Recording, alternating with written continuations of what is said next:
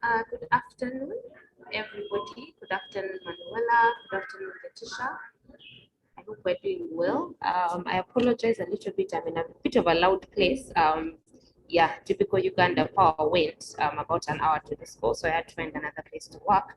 The good thing is I will not be dominating this conversation. I'm really just here to introduce myself briefly and then hand over to Letitia. I am Esther Shapira. I'm really assisting with communications for Startup Uganda and for the Kampala Innovation Week. I'm going to just request that my KIW support. Okay, excellent. I just wanted you to make Manuela first, and I can see you've done that. Great. You are both most welcome. I am going to hand over to Letitia from Women in Technology Uganda, who will officially be hosting and moderating the session. Manuela, we are so grateful to have you here. We can't wait to learn. Yeah, we're excited. So I will hand over to Letitia officially.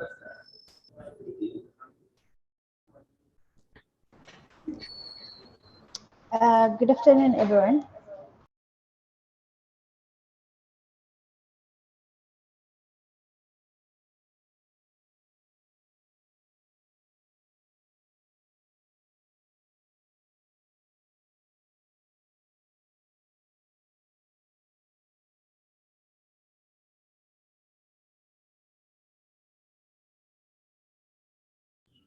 Letitia, your mic seems to be muted.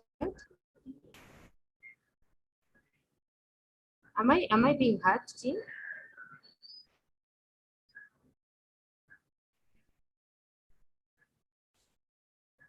If one of the panelists could just confirm that they can hear me. Uh, yes, Esther, I can hear you. All right, Letitia, yes, please go ahead. And I will be starting in a few. You're welcome, everyone.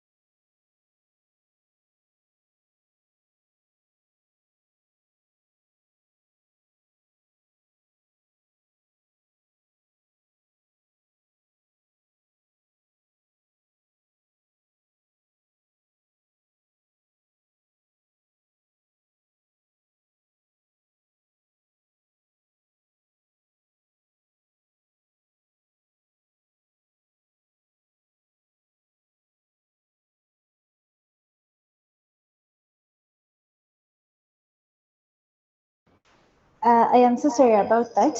I had some issues, but once again, good afternoon, everyone. You are welcome to Kampala Innovation Week, and today is day 2. Which is the host. My name is Nashende Letitia. I am going to be the moderator, and the speaker of the day will get to speak later, introduce herself, and give us a little bit background about herself. Yes. So, just to give you a brief background of what We2 is, who we are, and what we do, where we are located. Women in Technology Uganda. We look at empowering girls and women with tools and skills to live sustainable lives, and we do offer digital skills, business skills, and leadership skills. And we do serve SDG 4, SDG 8, and 5. Yes, we look at education, decent jobs for every woman, and women equality. Yes, and most of our beneficiaries are women from underserved communities. We are located here, plot 18, Kanjata Street.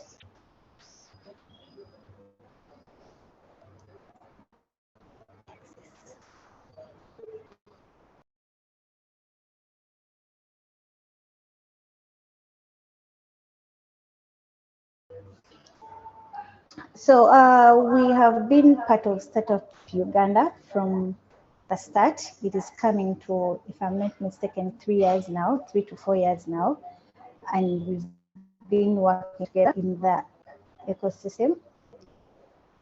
We too was founded by Barbara Birungi Mutawazi. And today we will be looking at leveraging YouTube for business growth. Just to give you a heads up on why this topic is because many of us look at YouTube as an entertainment platform. We also consider it for research purposes, for education, but it's not something we've paid attention to as a marketing strategy, as a marketing tool. And as we've been in the lockdown, many people are using YouTube as a way of getting getting to handle their boredom. Some people get to learn online and such things. So with Startup Uganda, as we are celebrating Kampala Innovation Week, we came to think about it as a startup, as a business hub, as an NGO. How can we tap into YouTube as a marketing strategy? How can we reach people that we cannot be able to reach? And we decided to come up with this theme, and that is how we got to get our speaker, Manuela. She will be giving us details, introducing herself and giving us a brief background before we go into the session. And the session is going to be like a Q&A. We have a couple of questions set aside, and we will be asking her questions and she will be answering. And along the way, kindly feel free to put your question in the chat section. And at the right time, I'll be reading our questions.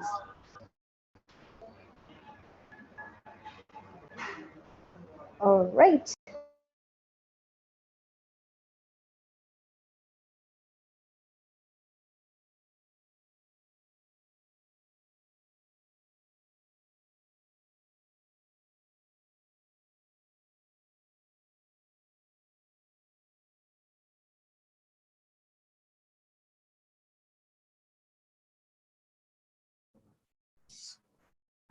Letitia, your mic seems to have muted. I don't know at what point we are in the conversation, but I think as we wait for the Q&A point, I think we can go ahead with, I guess, the pre-prepared questions that you probably have for Manuela. Something out of the concept.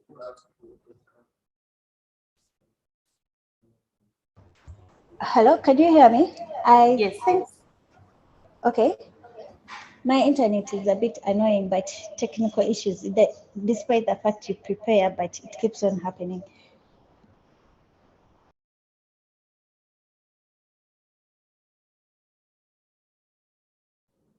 Sorry, I think we have lost you mid-sentence again, Letitia.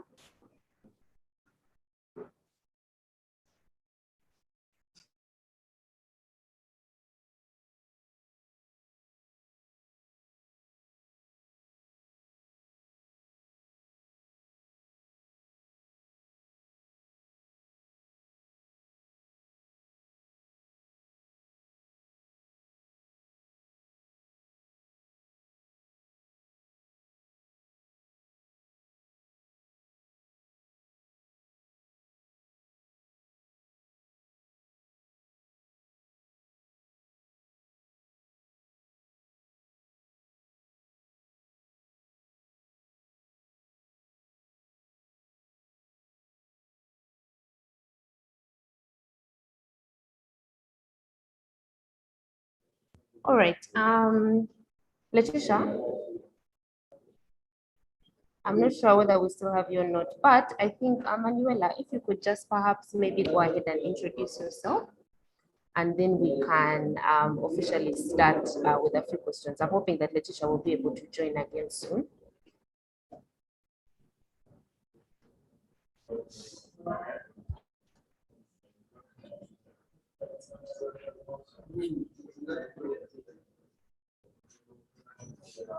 Hello?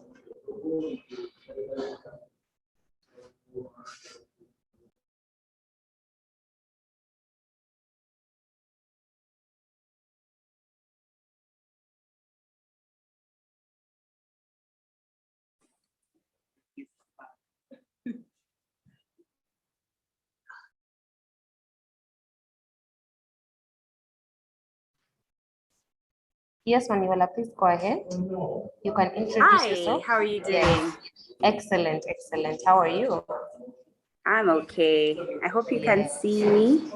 Yes. Oh, let me Yes, very change well. this up just a bit, if this will work. This must Okay. be better. Is that Landscape, yes, okay? absolutely. Yes, Okay. perfect. How are you doing? Very good. How are you? We are very happy to have you on the call I beg today. your pardon? We're very happy to have you on the call today. Thank you. Thank you Yes, so much. yes. I'm so glad to be here. Yes, excellent. So perhaps before we start, we can just have a little bit of an introduction from yourself. Where do I Yes. start? We can start from the introduction. Oh, okay. So my name is Manuela. Thank you so much, Brita. I've actually just been speaking with Brita right now, which I'm not able to access. But my name is Manuela Mulondo, and I'm the CEO and founder of the Credo.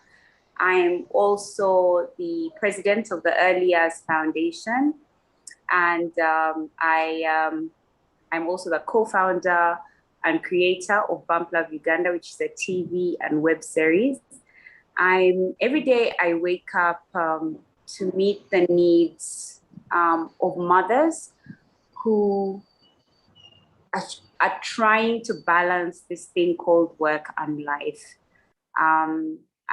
That's me as the brand Manuela Mulondo. And so in light of the conversation we're having right now, especially about YouTube, where it comes from is the fact that I decided during this time when my business had literally been locked down. The entire sector of education had been locked down by the Ministry of Education. And so I decided to, put a bit more strength into my brand, which included things like YouTube. So I guess that's why we're here, right? Yes, over to you. Thank you so much for the introduction. I guess we should dive into our Q&A. And our first question that people would like to know is, why would I go on YouTube? How important is YouTube for my business? One of the things that I found most important for me in terms of YouTube is the reach and the countries of reach, most especially. So the way the algorithms work, especially for people who are really good with social media, you know that every media channel, every social media channel has something called an algorithm.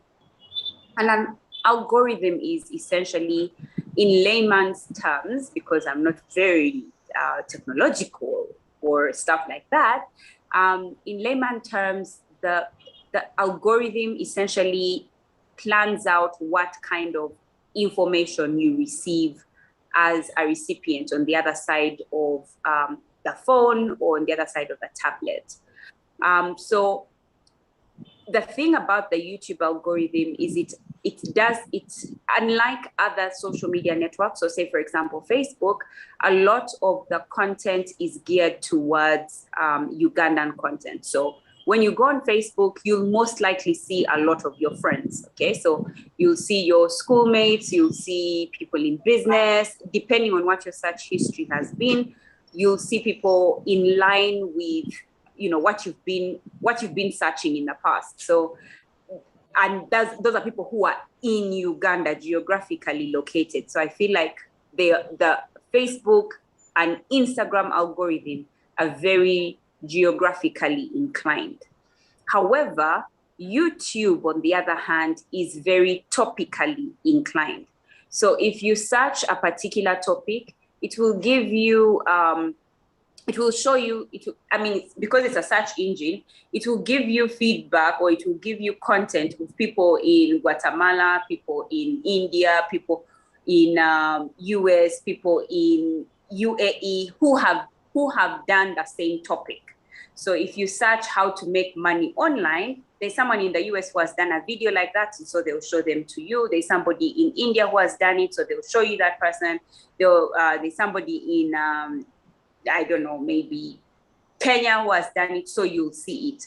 So YouTube is very topically inclined in terms of its algorithms. So the advantage that I found about using YouTube, therefore, is that then my content is available to people outside Uganda, and vice versa. I can get content from people outside of Uganda. Yeah. Okay, so our other question is, how do I create content? What are the key tips I should consider when creating content? I usually like to start from a place of purpose. I always believe that there's nothing you should do without a purpose. I believe that God made us for a reason. There's a reason as to why we are here, and we need to find out why. The reason I say this is because content creation can be really tiring. And if you're producing content that you don't like, then you will not have longevity. So purpose is extremely important, because the thing about purpose is it's what you like, it's what you're good at, it's what the world needs in terms of solving a problem, and it's what you can be paid for. Now, as long as your purpose fits all of these 4 areas, what happens is you now create content for a certain target audience for that purpose. So say, for example, like I said earlier, I wake up every morning for a mother who's trying to balance her work and her life. Manuela Mulondo wakes up every morning for a woman, a mother who's planning, who wants to balance her work and her life. So essentially, a lot of the content that I do is geared towards mothers, although yes, I know people who are not yet mothers are watching that content. People who are men are watching that content already, but my purpose is in that area. And so because my purpose is in that area, I picked a target audience who was the mothers. And I know there's so many things that you can do to pick a target audience and get it deeper, get your customer avatar, get your customer insights and all of that stuff, your target consumer, and I'll not go into that. But as long as you've done that, when you're creating content, you're creating content for that particular mother that will make sense to her. It also means that I also create content based on what I hear her say. So if, for example, I'm out at a party, I'm in church, and a woman, a mother, who fits my target audience, strikes up a conversation, I already know that's a topic for me, okay? That's a topic opportunity for me. So I came from purpose. I came from, after you've gotten your purpose, look at who your target audience is, and then start to create content based on what their needs are. What is it that they're saying they need? What problems are they solving? People will come to YouTube when they're solving a problem. No one ever comes to YouTube to search things like, how can I be happy, unless they are unhappy. No one comes to YouTube no one comes to look to YouTube if they already have a solution. I don't know if that makes sense. Most times people are searching for problems to be solved. So when you've gotten your purpose, you've gotten your target audience, you start to look at the problems that they have and your YouTube channel should be solving those problems. So a lot of my my target audience has problems with work, how to start a business, how to run a business, how to grow a business, how to excel in business, financial management, and all of that stuff. And then in life, she's looking at things like her relationships with her children, with her spouse, or with her baby daddy, in her marriage, in setting up a home, in having a home, in being a woman, womanhood and femininity, and then even how to balance both. So she's like, how do I organize myself? How do I plan my time? So because those are the problems that she has stated for me, then I create content based on those problems. And the good thing with YouTube is that titles can be based on the problems. So how do I balance my life? My husband is doing XYZ. What do I do? My child is, so you can literally use YouTube, you can literally use their problems as your titles for your YouTube content. And so then when now you've kind of listed down all of the content that, I mean, all the problems that your target audience has, I'm a very systematic person by learning and not by nature. And so I will usually group up a lot of my content. And when I group up a lot of my content, it allows me the opportunity to plan for a year. So I'll plan my content for an entire year. At the very least, I know what I will be doing in June next year in terms of the problems that my target audience has expressed. And so then when I know what I'm going to do for the year, I start to do something called batch content creation. So do a lot of research. The other thing is when your target audience states what their problem is, the next thing that they're going to do is they're going to want value. So you want to go from stating their problem to giving them actual value. And you don't want to be that kind of person who goes onto the internet and Googles and finds answers and then just comes and places them onto your YouTube channel also to talk. I'm the kind of person that I really do deep research, and I actually go into Google Scholar. I don't know if you guys know Google Scholar. I go into Google Scholar and I look at people who have done things like PhDs, and they've done research on various topics that are problems for my target audience.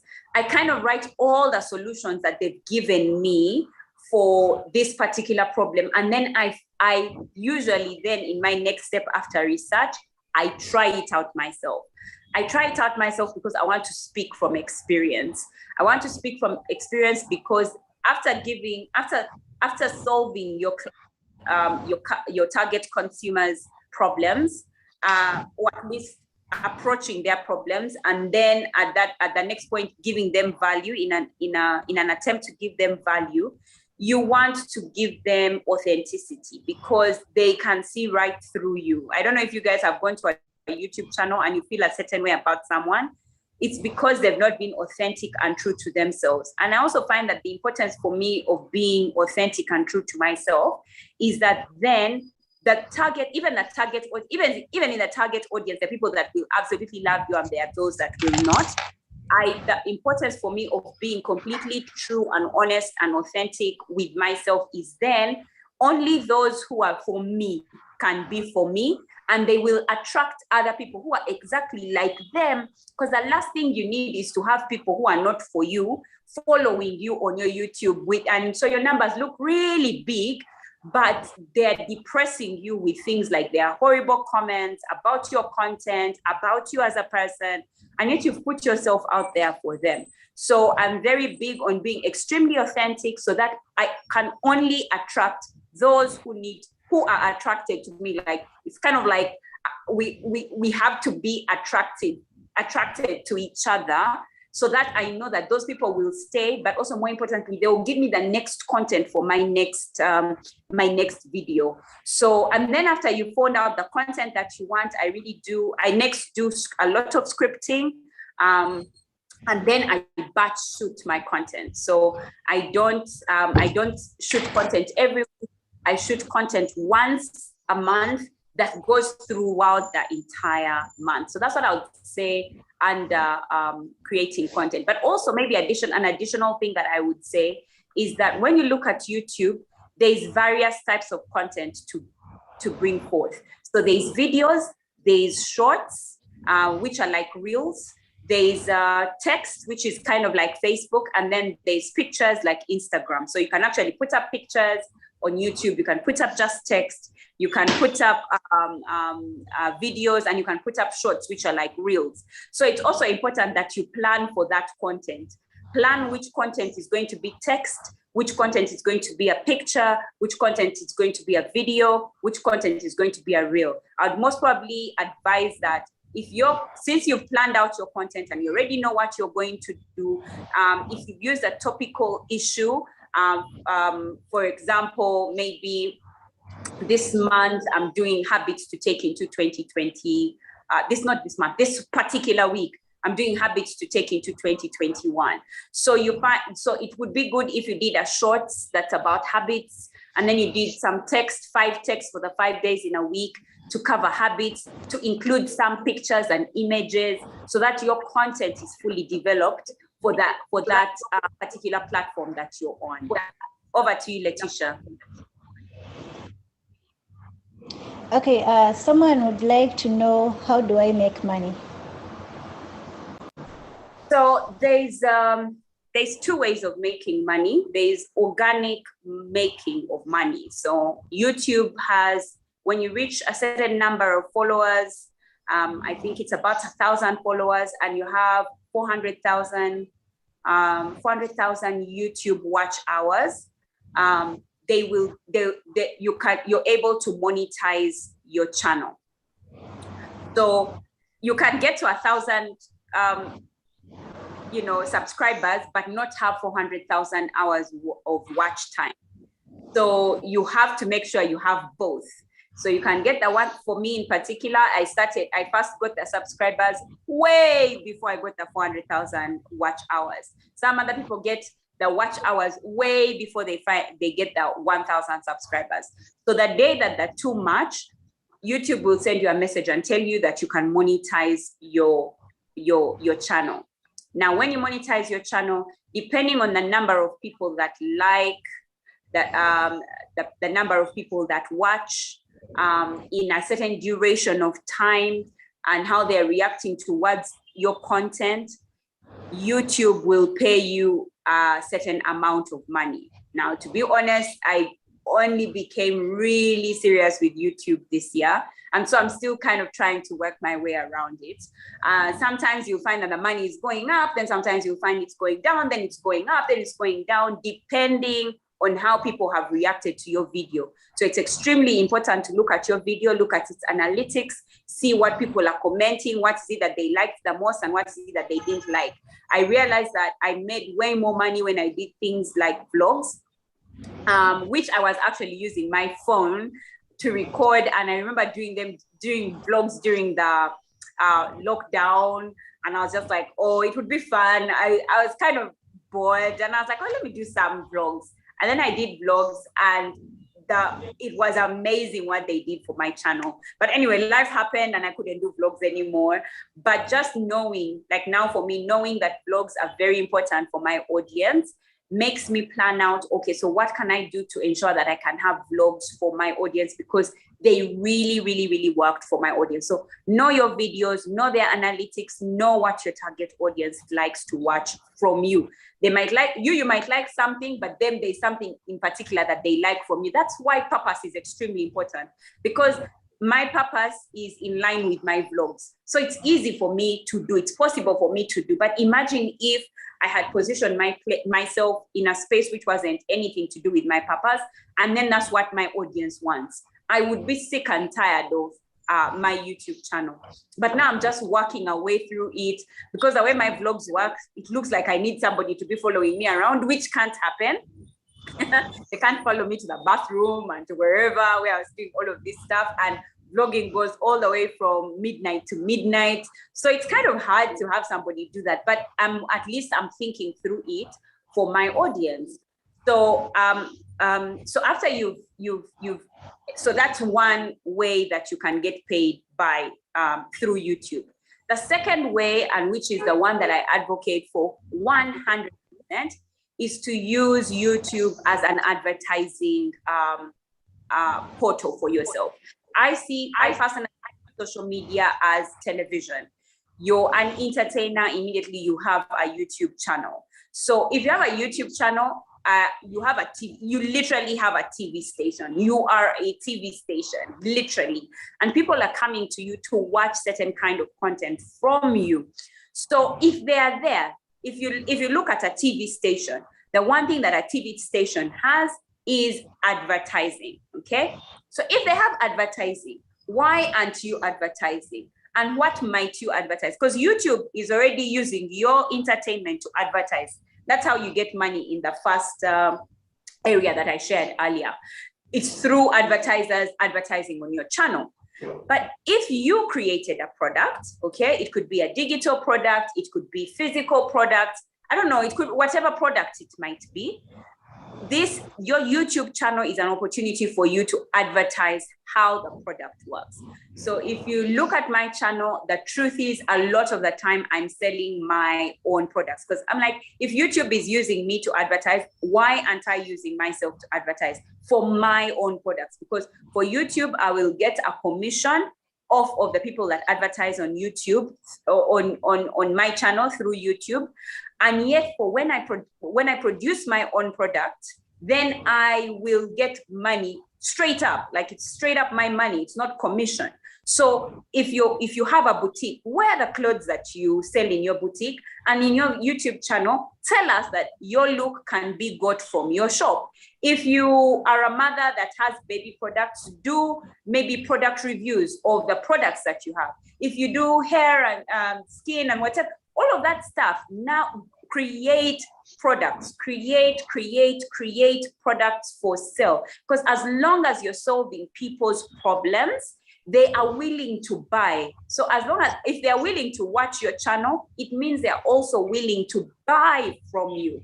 So create products. I have digital products, so products which are evergreen.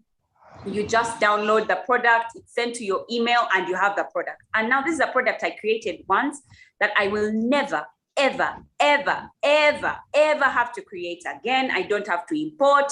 I don't have to. I think there's an influencer called Be Your Own Boss Babe who really advises people on how to create products like that. I think nowadays it's called knowledgepreneur.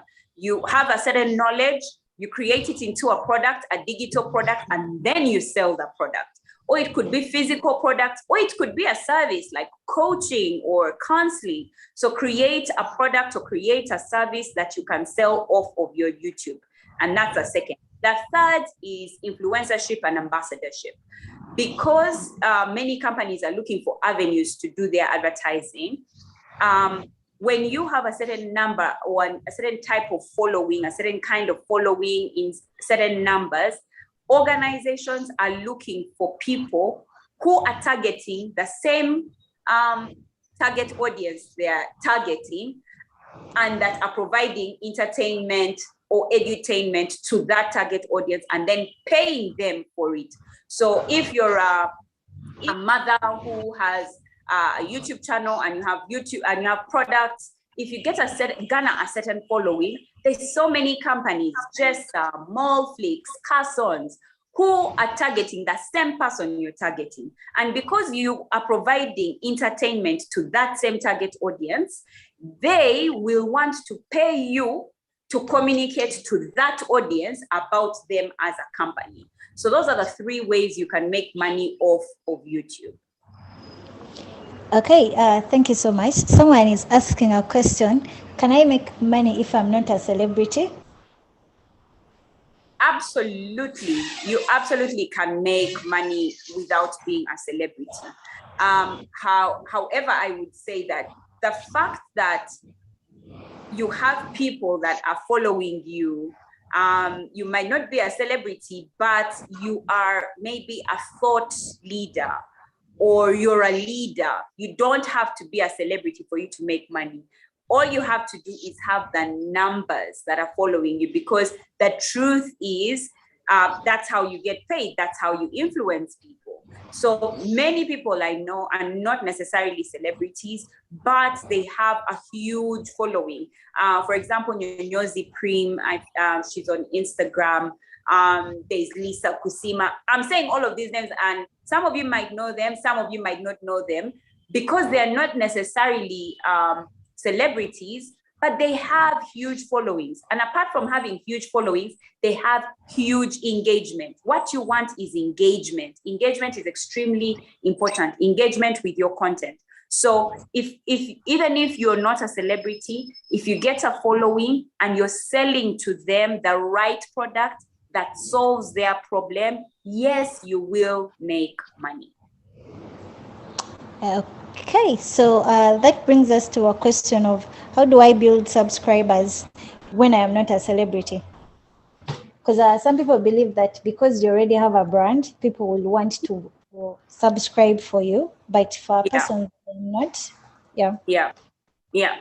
I would suggest build a personal brand in your niche. I know people call it niche, but I call it in your purpose. Build a personal brand in your purpose. So if your purpose is like myself, motherhood and work-life balance, build a brand that says that.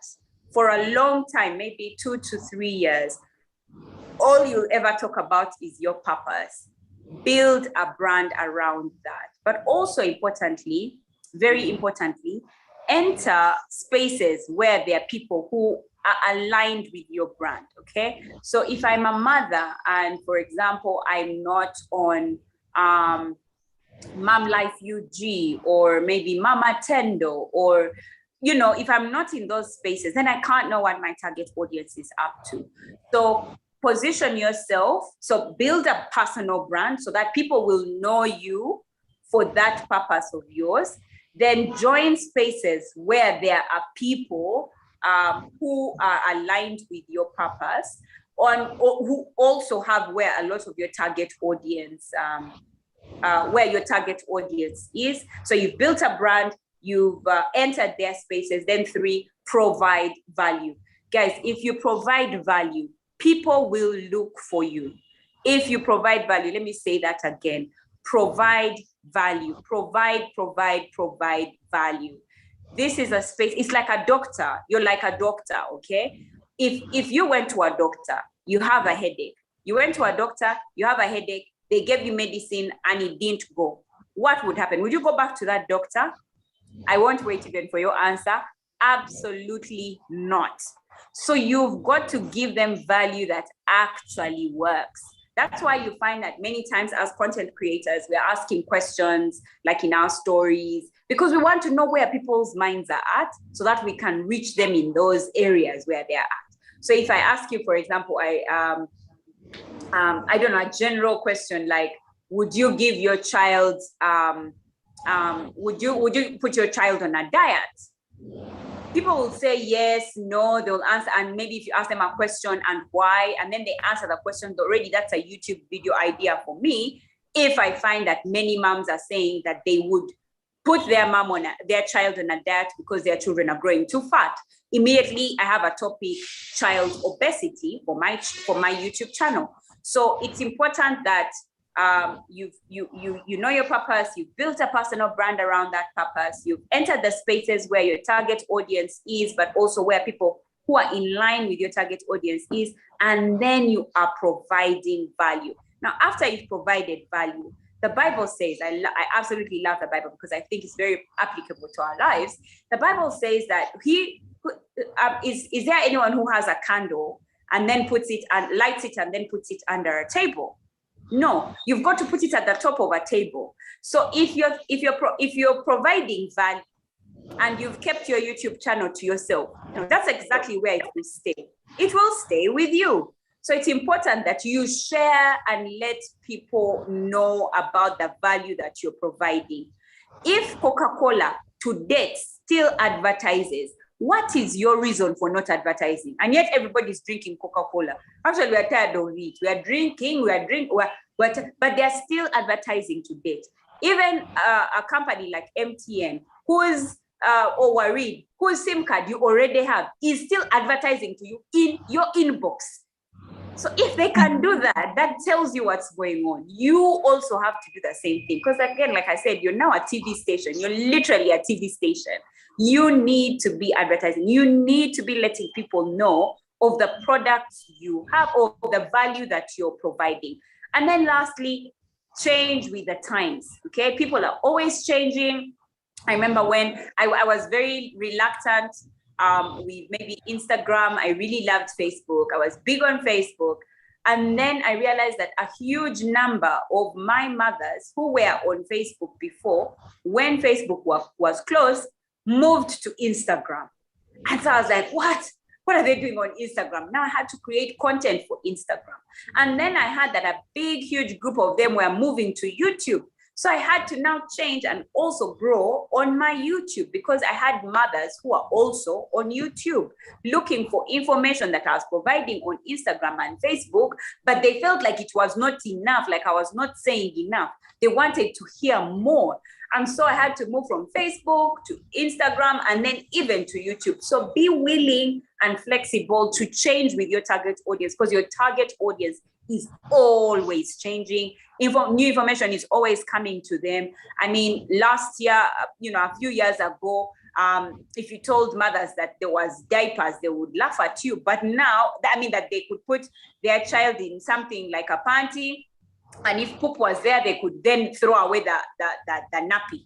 Mothers would be like, what? When you're using nappies? No way. But now everybody is using diapers. So you have to be moving with the times. Yeah. Okay. Thank you so much.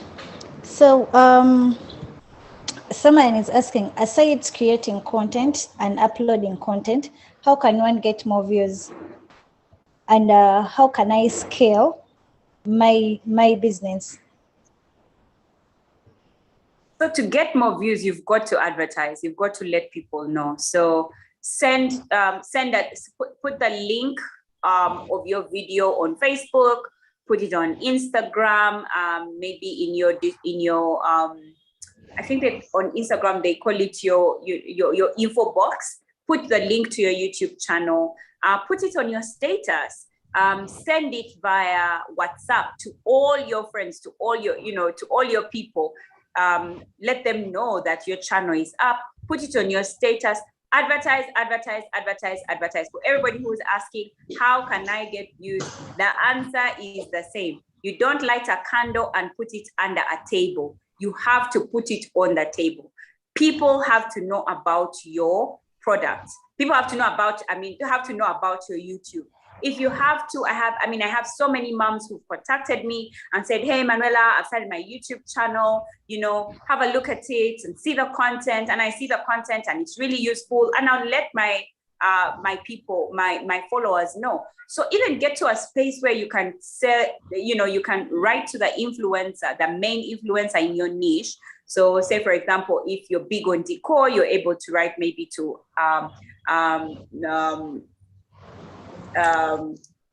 Angie Kemiomeke or to iCandy UG and say, hey, I've started my YouTube channel on decor, DIY decor in the home. Please watch and let me know if any, what the content is like. And if possible, do let let your followers know. But also make sure that even you're letting other people, your small few followers know about that influencer that you're contacting, okay? So if you're contacting Angie Kemiomeke, make sure that you've been advertising her things. Usually when someone calls me and asks me to advertise for them, I'll usually look through and think to myself, well, have I seen this name before? Have they been in my space or are they here to use me? Yeah, because you don't want to be used, so don't use people. One of the things that I said, just immediately I came on to here, was, Britta Edwards Tendo. I've just been speaking to Britta Edwards Tendo. Why? She was on my YouTube channel just a few minutes ago, writing a comment, and then I could respond to her. Now I know her. I've never seen her physically. Britta, I've never seen you physically.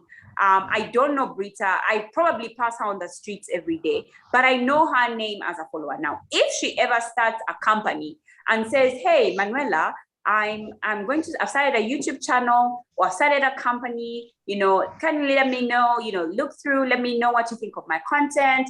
If there's anything you can advise me on, that I will reach out to Britta because she has been there for me, you know? So she's been there for me, I can be there for her. So if there's a disclaimer I can put on that one where you're contacting other influencers or celebrities, I would beg you, please, please, please, please, please, before you ask, first do your part. Be like that person who's like, they're literally their number one fan, and be genuinely their number one fan, genuinely, not just because you want them to advertise for you. Genuinely support them, support what they're doing, support the work they are doing, pay even for the work that they are doing, the products they are selling. Let them know that you're following, let them know that you're sharing their content, tag them in things that, you know, if you've tagged me on a story I've done, I'm just like, wow. But if you tag me on a story you've done, I'm just like, wow, what a user, right? So you need to be in a space where they see you as a genuine person. So that when you decide to be an influencer, they will support you 100%. The one person who has done that for me is a person called Lisa Kusima, and I've seen her grow. But she showed me that she supported me right from the beginning. And when she had started her YouTube channel, she wrote me a really nice message. It was very courteous. It was very nice. And she just said, you know, look through my, and I am out to help her, to work with her, to be there for her, just because I know she did the same thing for me. Yeah. Over to you, Letitia. Have I answered the question? Yes, yes, you have. I have here an interesting question. Someone wants to know, like, how much can I make from YouTube? Like, estimate in terms of figures. So the truth is, people earn in dollars. So different markets earn differently depending on the advertisers. So like right now in Africa, and specifically in Uganda, our biggest advertiser right now is Jumia, or has been Jumia for the past 1 year. And so if Jumia is the only advertiser, imagine how many YouTube channels there are in Uganda. So they'll literally get the revenue from Jumia and divide it among all of us, right? So that's not a lot of money. But if you go to the wider Africa, you'll have Barclays advertising, ABSA advertising, Stanbic advertising. And so that means you get more money, but even then you have more YouTubers vying for the same amount of money. And then if you go worldwide, you have way bigger companies with way bigger budgets putting in the money for you. So if we're talking about Uganda in particular, depending on how many people you have. So a channel that has about 1 million subscribers, first of all, earns the most. And I think right now we only have 2 channels that are at 1 million subscribers. I could just check that out really quickly. In Uganda, I think it's Ankansime and the children that dance. I don't know if that makes sense. And yeah, so they'll earn maybe about, in dollars, maybe about 10 to 50,000 US dollars, because like I said, depending on each of your videos, yeah, the money is different. So they'll earn, and that's a year. So that's about 30 million to 150 million per year, divided by maybe like about 10 million a month, with people that have like 1 million subscribers. So work backwards to see where you fall. I hope that answers your question. Thanks. Letitia, can I just interrupt and ask just one question? I think in line with what it is that you It's okay. Can you guys hear me? Yes, we can hear you. All right, great. Yes, Esther here. So I'm wondering what are the viewership rates? Yeah, because what you said is obviously the reality of the situation. Earning here is not going to be as automatic as earning abroad. But just even in terms of like the viewership rates on YouTube, and even as a business, are there some specific businesses that you would recommend establish themselves on the channel or is it something more, relevant for influencers, for example? Yeah, so maybe speaking to those two, the viewership in this country on YouTube and what those, numbers are like, and what businesses you would recommend. Yeah. So the viewership in Uganda is not, it's not like Kenya. Let me say it like that. Because Kenya is literally our sister. We have not yet maxed YouTube the way we should, and the reason is because it uses a lot of our data, quote unquote, and a lot of our Ugandan demographic is under the age of 18. So they've not decided to earn money enough for them to to move in terms of data and therefore consume YouTube. Also, accessibility is very hard. So there's not, to be honest, there's not a lot of viewership in Uganda. Like, it's not enough, because I look at our Kenyan counterparts. Someone will start a channel yesterday and they'll beat you 2 weeks down the road, because Kenyans are really big. I mean, their internet is cheaper, their internet is more accessible. They have more urban youth than we do. Their population is older. Their disposable income is more. So in light of that, our views are not extremely many. However, there's certain channels that get quite a big viewership, like maybe Kansime Ann, the other kids are called Masaka Kids, Eddie Kenzo. They will have really high views, and so therefore they'll make money. So like I said earlier, YouTube, when YouTube is calculating the amount of money that you're going to get, they're looking at the number of subscribers, they're looking at the number of views, and how much time people are watching your video. So if it's a 20-minute video, are they watching for 19 minutes, 13 minutes, or 20 minutes? Depending on those variables, they'll pay you a certain amount. That's why it's very difficult to ascertain how much somebody can earn. You know what I mean? That's why it's a bit difficult. But that's literally how we see it. So if you have a person like Eddie Kenzo, I think I was reading Tech Judger the other day, and he'll have about video views, he'll have about 9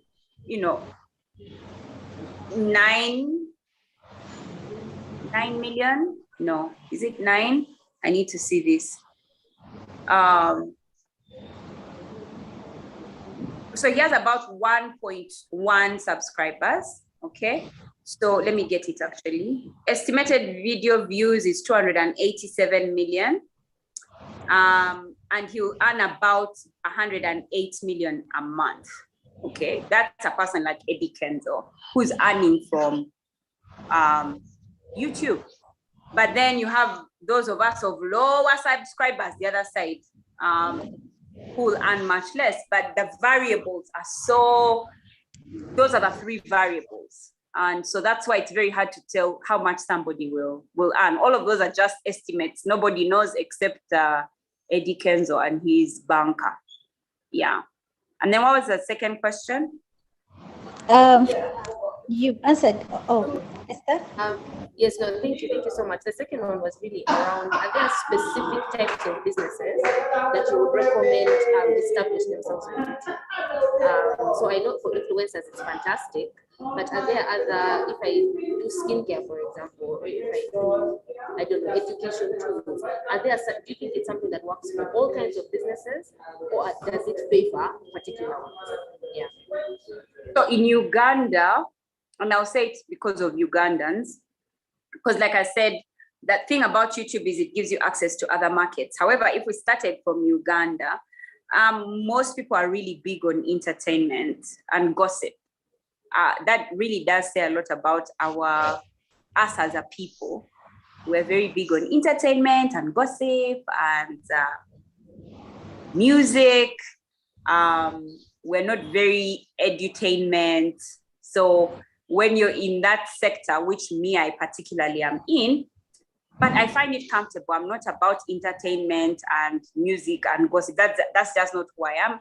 And in line with my purpose, it makes it so much easier for me to produce content.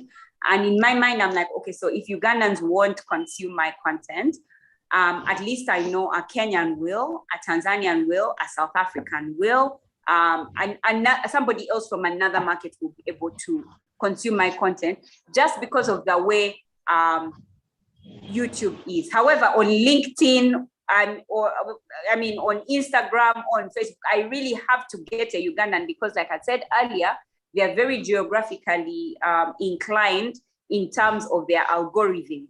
So I have to really get the Ugandans who are big on education and edutainment to follow me, as opposed to YouTube. YouTube, as long as I put it out there, I have a really good title. Whoever comes and searches my title, the search engine optimization will take my title up, and people really don't care whether or not I'm Ugandan. They just want information.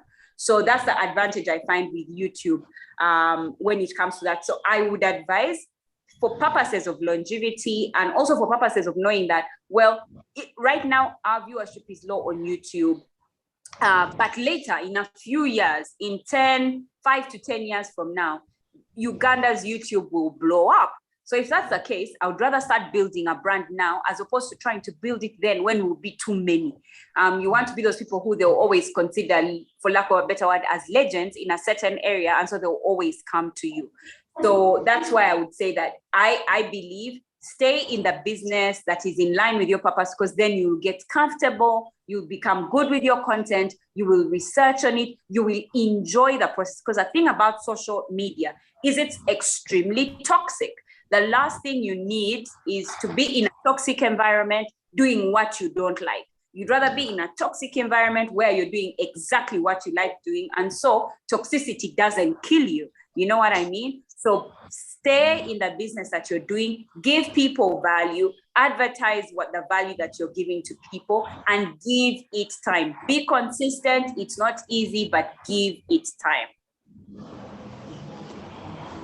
Excellent. Thank you very much. Okay, I have here a question. Someone is asking, which software do you use for the video editing?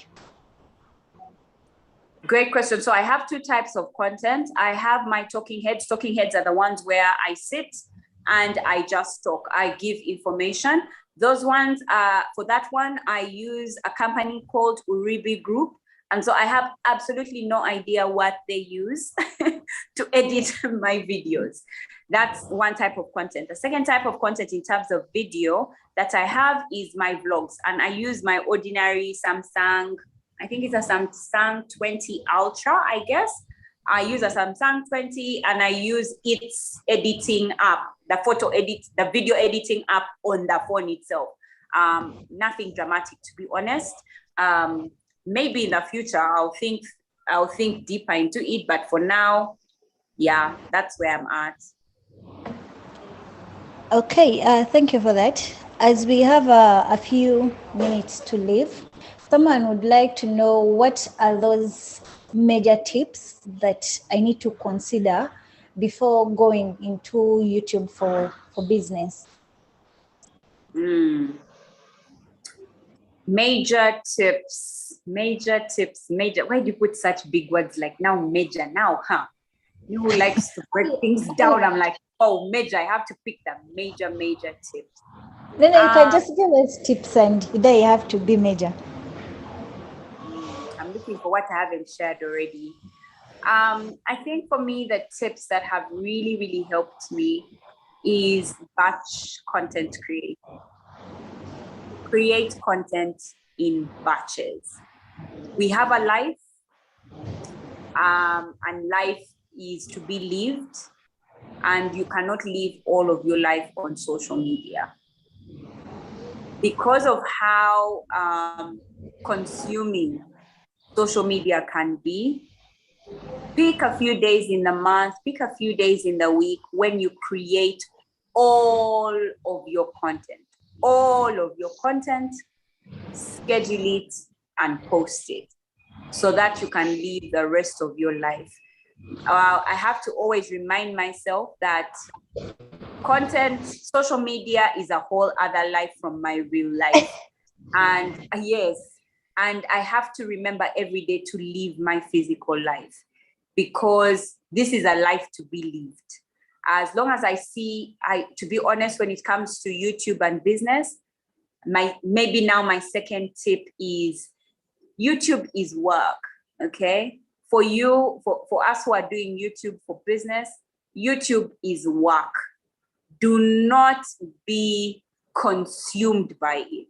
It is work and only work. It's not your life. It doesn't determine who you are. It doesn't determine what your success is. YouTube is work. Consider it as work and not your life. There's your work and then there's your life. Please differentiate between the two. Yeah. Okay, so someone has just gotten a question and they feel like I am a starting business, I am a small business. Is really YouTube for me? As I walk the journey of patience, is really YouTube. Yeah, is really YouTube for me? Yeah, interesting question. So I honestly believe YouTube is very good for business owners, not for their business per se, but the business owner. So I've learned over the years that people buy from people. They don't buy from businesses. It takes a while before they start to buy from a business. So there's a difference between somebody coming to, for example, my business, The Cradle, because they know that it's a child care center, vis-a-vis those who know that it's Manuela Mulondo's child care center. I don't know if you know that, if you can tell the difference. There's people, I have more people coming to The Cradle because it's Manuela Mulondo's business, as opposed to people coming because it is a child care business. So there's two ways of selling your business. Either you're selling it as an individual, your brand is helping sell your business, or your business brand is selling on its own. With the wake of social media, people want to know people more. You can advertise your business all you want, but if there's no face behind it, they will not buy from it. So they want to know the face behind the business. So if you have a small business and you want to start YouTube, I would suggest that you start with selling yourself as the owner of the business that does X, Y, Z. So if you're a small business that does, you're a boutique, when you're starting your YouTube channel, start your YouTube channel known as a stylist, maybe a professional stylist, or I don't know what your niche will be like, but position first yourself, and then you as the business owner can then let people know about your business. So in terms of YouTube, people want to know the person behind the business. When it comes to things like Instagram, people are okay to know the business on its own. So that's a bit different. So on Instagram, I have both a personal page and a business page. Those are two different ones. But I still also find that people follow my personal page way before they follow my business page. So that says something to me. It says I need to sell my business on my personal page, so that people know that that business that they see there, the credit on Instagram, is my business. So when it comes to YouTube, I think it's imperative, it's important that you sell yourself as the owner of the business, because that's when people will buy. So if you're selling yourself as the business owner, you're doing a lot of advice, giving value on body shapes and how to dress your body and what kind of materials to buy, what materials are good. I think the other day I was watching a video where someone was saying that if you have a murky perfume, don't wear over silk, because over how they come together doesn't smell good. I mean, I don't know, but you be that kind of person. Then how to iron our clothes, how the best way to wash our clothes. When we see 50%, the back of our tops, when we see 50% polyester, 30% cotton, what does that mean? These are problems that I'm already stating. Me, I see the labels, I understand nothing about them, I just get the person to wash for me. They just wash, they iron, same temperature on the flat iron for my jeans is the same one for my shirt. I don't know how to make my materials last longer. I don't know how to make them feel good on my body. So just getting value for your customer who would be coming and buying from your boutique, given by the business owner, is how I honestly believe YouTube works. Okay, so business owner, and some business owners have staff. Does that mean as a business owner, I can't delegate this to some of the staff members, or it has to be like me? All the staff also represent the business owner. I think that's a great question. If your business has grown to the point that it doesn't matter who's there, then yeah, absolutely. But I would say that based, like if you're a business, like now, for example, a school, a child care center, I can't give information about, I have 3 age groups. I have babies, I have 1-year-olds, 2-year-olds, and 3-year-olds. I can have their teachers lead the content on their age groups, right? But if I am a boutique owner and I have some lady there who helps me to run my shop, and then she's the one producing content, she's the face of my business, that can be a bit questionable.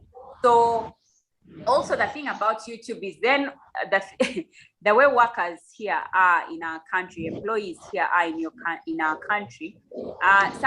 This month you have this employee, next month you don't. What do? You introduce us to the new employee on YouTube. How do you do it?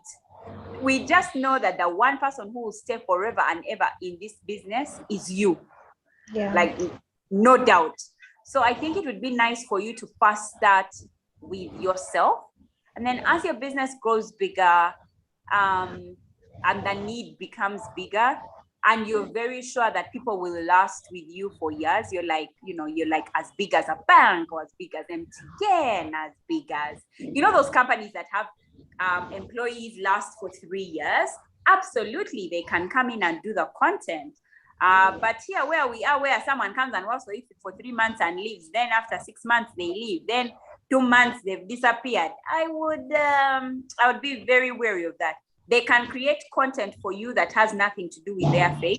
So maybe they can do the YouTube shorts, maybe they can, they can do those small things that maybe are showing your product, but not necessarily the face of your business.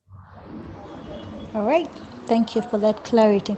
So this will be our last question. Someone is asking how much is the production cost, and they are going a mile to say they have noticed that your videos are really professionally edited.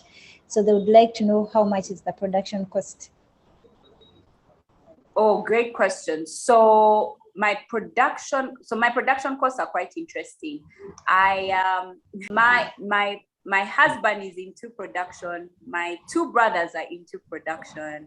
And so as we have a sister, brother, husband, wife relationship when it comes to these things. So even that's something that you can do.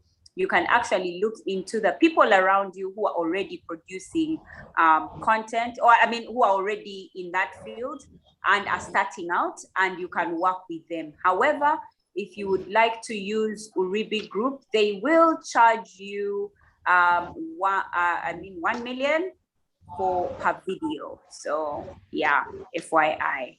That's why it's important to be selling products. Because if I'm selling YouTube can't pay me right now where I'm at. YouTube can't pay me 1 million to pay the cost of having a production company, right? However, if I was selling a product, like I was selling clothes in a boutique, I was selling books, or I was selling items in my shop, I would most probably be able to afford that. So when you're having a conversation, I can leave you with the number for Uribi Group. The number for Uribi Group is 0752 420 621. 0752 420 621. He'll charge you between 500 to 1 million per video, I'm guessing. So if you're very good at negotiation, you tell him that I sent you, and we see how far you can go. But he'll probably charge you per video. Yeah, depending on what you need him to do. If it's a talking videos are much cheaper. So 400,000 per video, 300,000, 500,000. But those ones where there is moving and they have to get shots from the sky, and they have to follow you as you go to Zanzibar, and you have some drama inside that, they'll charge you more. So depending on the kind of videos that you want, he should be able to charge you within that range per video. He's done excellently for me. He's very good with editing. He's always on time. I have absolutely enjoyed my experience working with him. Okay, a question came in last minute. As a small business owner, what equipment do I need for YouTube marketing? Yes. So right now, the truth is I use the production company, which has lights, microphones, and cameras. But when I'm doing my vlogs, and that's for my talking heads, when I'm doing my vlogs, I use just my phone and light from heaven above, from the sky, from the sun. I just position myself in front of us, of the sun, in front of a window. When I'm recording, I'm steady. But I would suggest that maybe you have things like stands. What are they called? Tripod stands, the really tiny ones. I have really tiny ones. I have a table tripod and a ground. I don't know if those are the names, and a ground tripod. I'd wanted to get a ring light, but I don't know, maybe I will get a ring light, but I mean, I hadn't yet invested in that. Maybe I should actually, but no, I haven't invested in that. So yeah. All right. Thank you so much for attending the session. Oh, some questions just popped in. What do you mean by those types of videos? Taking heads, please help us understand. So talking heads are the ones where I'm seated in one place and my head is the one talking. The camera is not moving. It's just there in one place. That's a talking head. It's a head which is talking. And then the vlogs are where a camera is following action. If you're writing, it's looking, the camera has been turned, it's showing you writing. If you're walking, it's following your footsteps. It's a movable video. That's the one that I call the vlog. So those are my two types of content on my YouTube. All right. Thank you so much, Miss Manuela, for that. That was very insightful. Me, myself, I have learned a couple of things. And right now I feel like YouTube marketing is not hard and magic like I thought it was. It was very insightful. And thank you so much, people, for joining. I am just here to remind you that we have the Kampala Innovation Week starting from 22nd to 26th. Kindly join us, and you can just check us out on Kampala Innovation Week.ug, KIW.ug. That's our website, and you will find all details of the other shows that we'll be hosting, and officially 22nd to 26th. If you don't have any questions, I beg we end here. Thank you so much for joining. Thank you for having me. Oh, I am seeing a couple of people saying thank you. Thank you very much, guys. Thank you. Oh, we should have taken a picture, but it's too